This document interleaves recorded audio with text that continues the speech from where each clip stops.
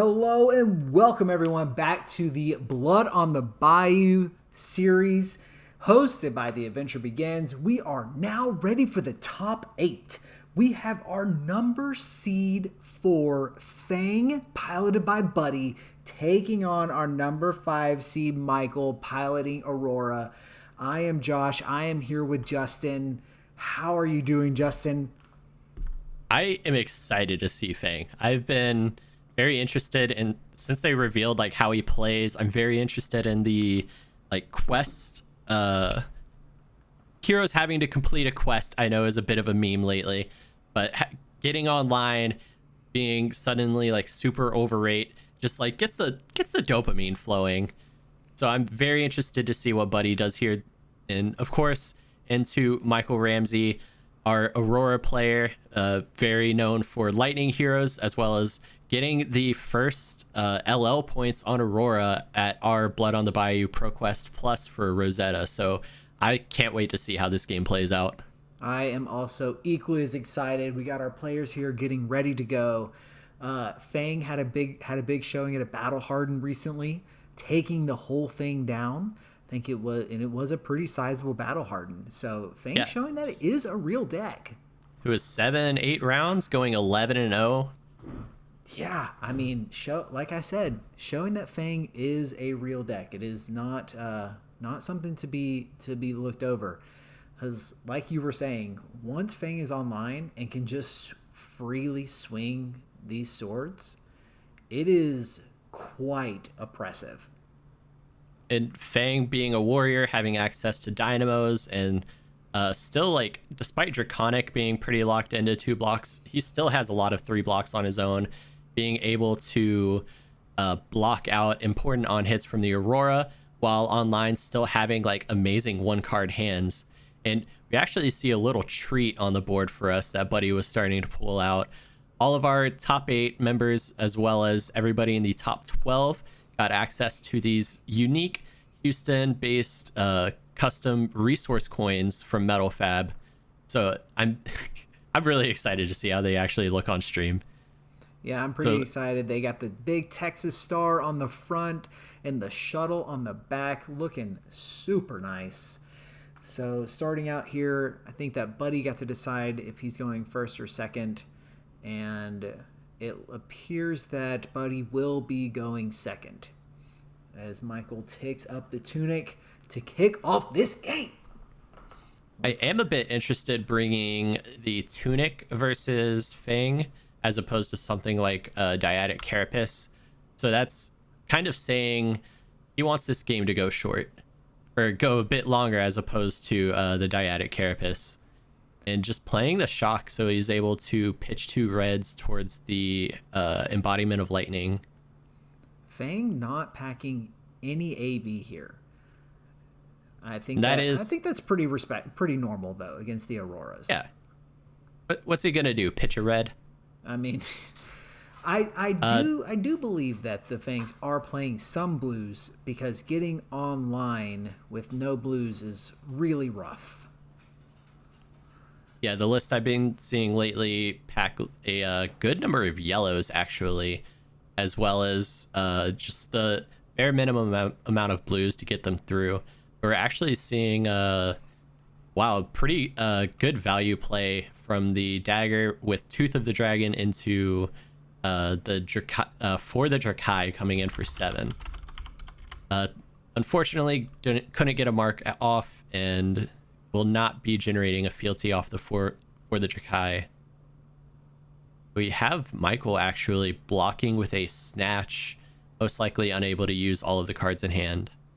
Yeah, but still getting 5 across. Not 8, like you said, but he's still sitting on the arsenal though, so not able to make the fealty though. But that is definitely what he's looking towards very quickly. Having the embodiment of lightning, give and go again to his first card. I don't know if I can try. And showing the Skizzik on the fuse. Typically Skizzik not a card you want in hand, so likely going to try to find a way to get that out of hand. Definitely wanting this Skyward Serenade to pick that up.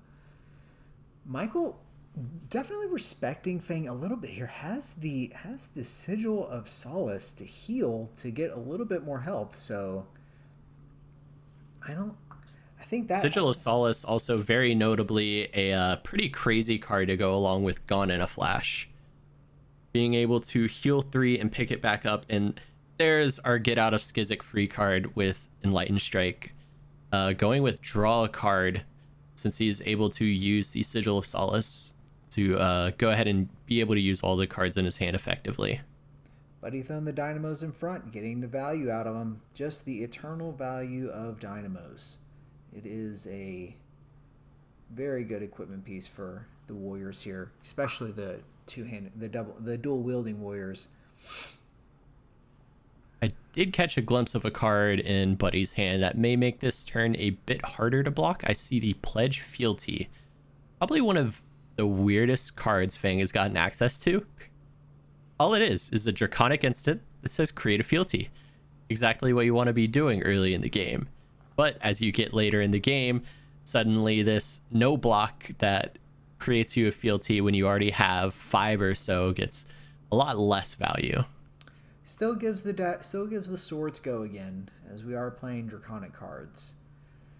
So and it's exactly what he needs in this position to get the go again, as well as just go ahead and start the fealty train. And starting on the Oath of Loyalty, it is 4 go again. Until the end of the turn, he only can play draconic cards. So he's looking to go a bit wider this turn, starting off on just a really solid 4 go again. He has the blue to pitch towards the daggers. Yep, got the blue in there, and then like you said, the Pledge Fealty, so he can give the swords go again. And also the swords getting a pump by 1 whenever you have a draconic card played, that chain link. And there, let's just take a moment to appreciate the token coming out. And Buddy going ahead and paying 1 into the Grains of Blood Spill, another pretty big piece to the Fang resource equation, where it really helps roll over those Vigor tokens for when you don't have any resources to pitch towards the daggers. I think that's why I like the blue base as opposed to the yellow base in here, just because having the 1 extra floating to have the Vigor on the next turn is pretty big. So swinging the sword in for 1, just going to take the 1. Buddy doing that is a Scar Tissue going to Arsenal, saving it to have a reaction later and to start marking when he has more cards to try to force it to go over. Start out with the Starfall. It's just 1. It's always just 1. He's just going to end his turn right here. This is it. This is all he does, right? A funny one. One of my favorite plays in Aurora. What's it going to be? Is it a Discharge? Is it a Lightning Valley? You never know, sitting across trying to decide. So, Buddy, thinking about gonna respect the Starfall. Very importantly, also pitching a lightning card instead of using the Tunic counter to pay for the sword. Okay, it is the Electrostatic Discharge coming out. So what he's saying? Not trying to fake the Lightning Valley. Never punished, as they say. Again, coming here with the Enlightened Strike. Most likely going to be the go again. Oh no, he has the embodiment. So, so he draws and gets the +3 from the electrostatic. All right. So 8, and I see draw a card, go again. Wow. A very funny card in Michael's hand. Actually, for one, drawing the Lightning Valley off of the Enlightened Strike draw. He's already dealt damage this turn, so Lightning Valley will not have an effect played on his turn. But there's the other card in his hand, the Vaporize Shock. Vaporize, not a card that you see every day in your Aurora list. But what can you tell me about this card? This card is crazy. One of the funniest cards you could have against a Fang. It deals an arcane damage, and then you can destroy X aura tokens up to the amount of arcane damage you have dealt this turn, as well as destroying more permanent auras. But he could just play this vaporized shock for free, deal the damage, and destroy the fealty that Fang is really trying to hold on to. That is quite punishing. I definitely see that Michael 100% respecting Fang, bringing in the vaporize shocks. He definitely knew this was going to... No, I'm just kidding. I think that, unfortunately, Fang is just catching strays from other hate that Michael is packing. But he holds on to the Channel Lightning Valley, and we're going to see what Fang can do on this turn. Again, I think the interaction that Michael is going for is trying to vaporize shock on Buddy's turn to get the draw off of the Lightning Valley, as well as the value from the vaporize destroying the fealty. Yeah, that's definitely and it sounds like it's a very good line, because I did not even realize myself that vaporize is also an instant.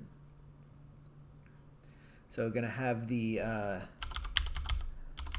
know it is the Long Whisker loyalty being played on the Firevein, Obsidian Firevein. Unsure of the mode at the moment. I assume just giving it plus power or mark on hit. Well, not being blocked now, coming in for reactions. He's probably giving it the mark on hit to get more fealties rolling.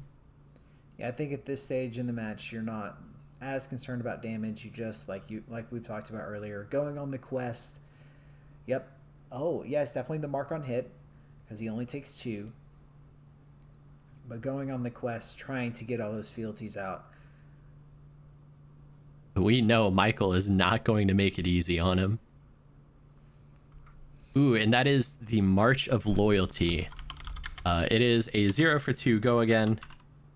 However, if you've created a 0 for 4 if you've created a fealty, it gets go again. So as soon as it... No, it was Hunt to the Ends of Wraith. I'm so sorry. 0 for 2 go again. If they are marked, it is 4.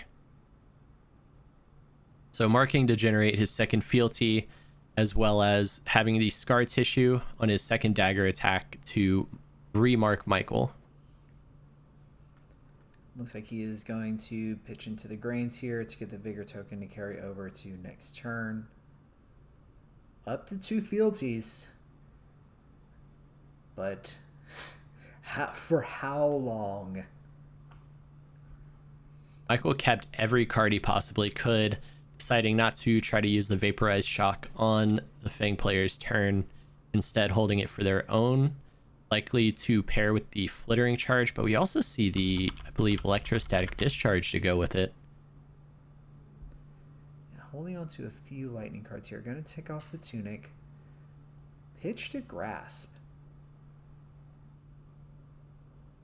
Ooh, and likely trying to hold on to the extra Lightning Valley turn, aiming to pitch 2 lightning cards this turn. The Rune Chant guaranteeing that he will get the draw, unless Buddy has something like a Shelter from the Storm, but he does not, getting the draw from the Lightning Valley off the Rune Chant. Pulling up another electrostatic discharge here.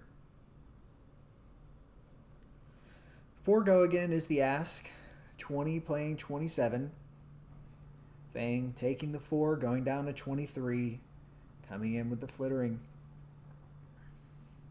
I wonder, does this 4 have go again? Almost certainly it does. With 2 cards in hand, you can almost just feel it in your bones. You know it's going to be there. You have to respect it. Know that yours going to take 4, or... Buddy is still trying to do on his quest to get all of his fealty, and has a little bit of a runway in life lead. Yeah, Right. Thankfully a little bit ahead at the moment, being able to hold on to a couple extra cards to try to force through that third fealty to get online. This is a static shock coming down for 7, threatening the on-hit 1 arcane. I have a feeling he's not going to try to block it out at the moment, still needing to hold resources and cards, but he just appears the armor. to be, just give him the fridge. It's good being a warrior out here, you know. Get to throw the fridge, buy a little bit of tempo for yourself. People So, complain warriors not getting enough love and then just block 7 off of just armor.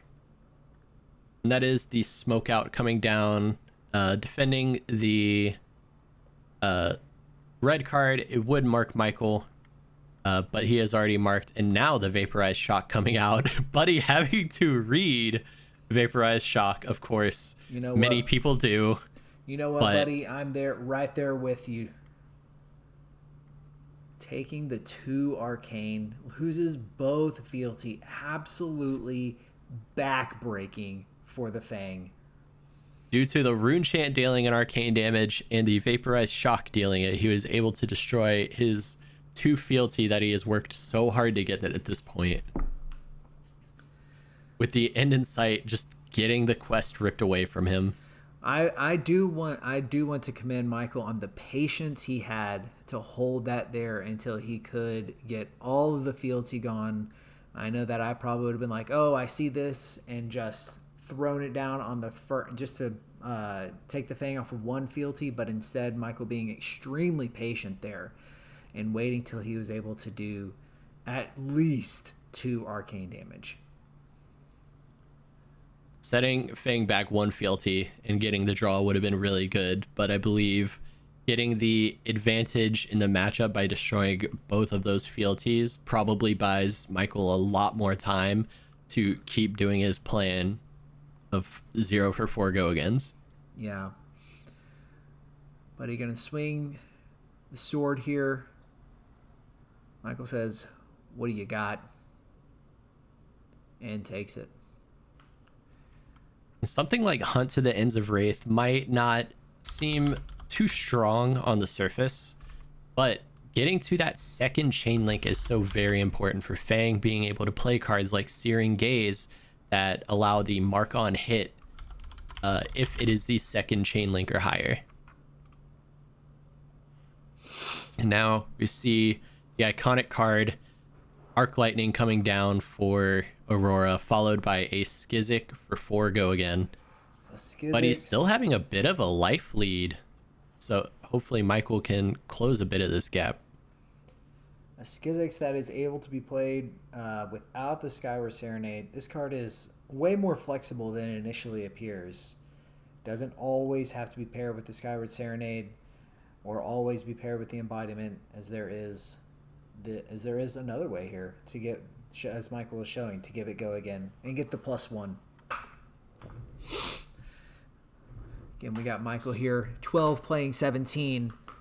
He has taken a fair amount of damage to get to this point. But Buddy also with a little bit of runway, going down to 12, taking the 1 arcane from the Arc Lightning. And here comes the Starfall in for 2. But it's not just 2, is it? It is 3 because of the Arc Lightning. Now to end the turn, another Skyward Serenade, trying to find another Skizzik for not only the 4 go again with a ping, but the ping off of the Skyward Serenade itself. This definitely closed the gap and gave Michael a pretty sizable lead, unless Buddy wants to start giving up that hand that he's been trying to hold on to. Yeah, unfortunately, it's a rough spot to be in for Fang whenever you're having this, at this point in the game, coming into the end game, still having to pitch for your swords. Buddy been holding on to a Shelter the Storm here. Guess he's going to go ahead and deploy that, save 4 life, take 1 from the Arc Lightning. That Arc Lightning did some work. I think it got at least 5 pings. And 12 is still very much in the reach for Fang off of 4 cards. We see a Tooth of the Dragon in hand, actually being pitched. Yeah. No resources, sadly, for Buddy. He is pitching a red for this Firebane. actually rethinking on his pitch. He has to be trying to figure out the highest odds line he has to get out of this situation. Yeah, Our players here today playing for their share of a $500 prize pool, as well as circuit points to accrue towards our final prize pool of $2,000 being given away here at Battleheart in Houston in, I believe, end of June. It is going to be the Tooth of the Dragon pitch to Obsidian Firevein. And the block coming out on the Crown of Providence. Michael just gonna go ahead and cash that in, fix his hand a little bit, try and get some more, try and get ready to push a bigger turn, and force the cards out of Buddy's hand this go around. A blistering blade coming down onto the Obsidian Firevein. Fang being a big fan of the 0 for 2 reactions.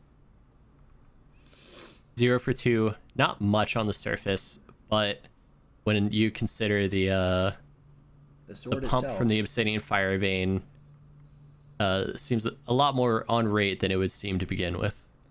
But now it is finally the March of Loyalty in hand for Buddy. It is a 0 for 4. Go again if you've created a fealty, which he did from hitting Michael just now.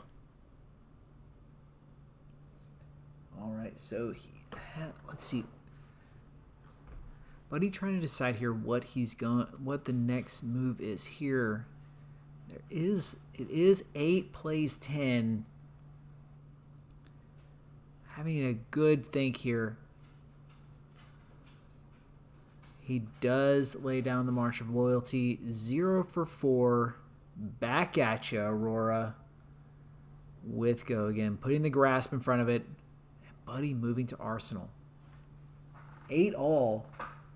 Going into the Aurora's turn. Aurora holding on to all 4 cards that turn. Only pushing the Crown of Providence to fix the hand. Yeah. Still has so many resources to try to push through damage on this turn. Seeing the Arcanic Shockwave, I believe, gone in a flash. Skyward Serenade. Getting the 1 Arcane off of the Arcanic Shockwave, as well as 4 go again. I do not recall how many Skizzics have been played so far. There's at least been 1 not paired with a Serenade. I think that we've seen 2 of them. Buddy gonna push the Crown of Providence in front, try and fix his hand as well. Take the 2 down to 5. 8 plays 5. You gotta think that Aurora's gonna force some cards out of your hand here. Skyward Serenade. Definitely trying to hold on to everything he can to see if he can climb something back. But Aurora just keeping up the pressure. Skyward Serenade here looks like we'll get to actually pick the next attack. Next attack this turn gets +1 mode. Since it was Embodiment and Skizzic pulling it out of the deck. Oh, he created I thought the Embodiment was already there. He just it was taken up by the Arcanic Shockwave, just slightly moved over to represent it was newly on the board. Michael with the fastest hands of the West. Just throw me off here. Able now to mark. Den of the Spider, I believe, coming down. If defending a go again card marks the opponent. Followed by Ravenous Rabble, 4 go again. You can't go to 1, you don't have the AB. You can't just be dead on board to the grasp. Giving the Grains of Blood Spill in front of this, maybe thinking on other blocks. Yeah, you cannot put yourself to 1 knowing how many shock cards are still left in Michael's deck. We know at least 1 more burn up shock. What did you see what he flashed in Arsenal? I could have sworn it was Scar for Scar. I saw it. It put Scar for Scar in my brain. I got excited thinking about it, and then the goldfish brain was just gone. That is scar tissue coming down to defend it. One life leaking through on that, and now a Gone in a Flash, threatening lethal, asking for one more card out of Buddy. Tough spot to be in here. At this point, without the Vaporize, he would be up to 4 fealty at least. Throwing the Savor Bloodshed in front of it. Does not feel good to lose that card. If this is the scar for a scar in Arsenal, we have to think, is Michael going to block it? Taking one more hit means Fang is finally online in this single-digit race. But no, it is the scar tissue being pitched for the Obsidian Fire Vein.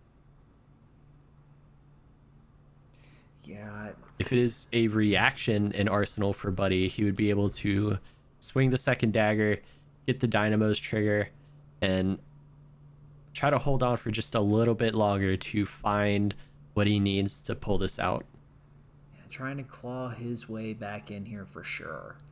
It's a tall order against such an aggressive deck that's presenting so many breakpoints. Link after link after link, though. Michael having a good think here. Trying to see what he can cobble together. I guess it's not really cobble. What he wants to have. Oh, it is the Affirm Loyalty. Another 0 for 2 reaction. That if it was on the second link would make a fealty. But this hit on the marked opponent does mean he gets his third fealty and is able to swing the dagger, get the refresh on the Dynamos, and be a little more postured going into Michael's next turn. Yeah, and this coming in 4-2 as he did pitch into the gloves.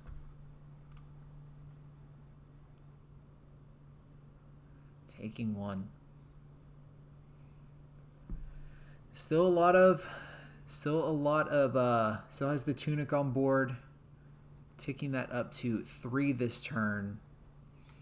So the Starfall. Meaning he would be able to use the Tunic for the sword and actually be able to try to use Current Funnel for the Go Again mode. But sadly, a lightning press. Is a lightning press. Does he have the second reaction to deal with it? Nope. That is it. Oh, I hate to see Fang going down like that, being able to hold on for so long. But that is a win going to Michael Ramsey, our already Blood on the Bayou champion, trying to get all the points he can in the season to try to make it happen again.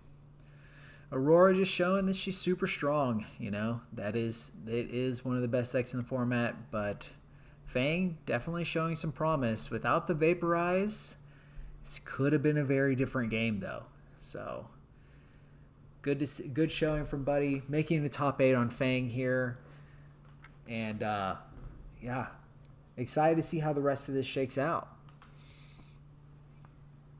Yeah, I can't wait to see what the rest of our top 8 looks like. But for now, that will be it for us tonight. We will see you at the rest of the Blood on the Bayou, as well as the Battle Hardened coming up in June.